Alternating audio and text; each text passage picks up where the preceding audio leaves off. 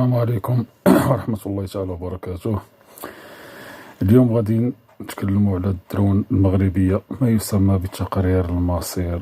نعطيكم معلومات على الدرون المغربية على بركة الله.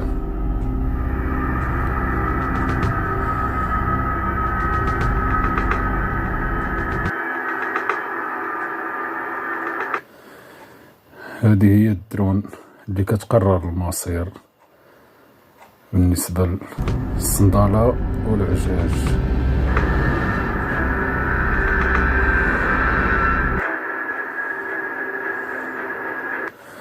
يعني كنوقف الفيديو على قبل الكوبي رايت.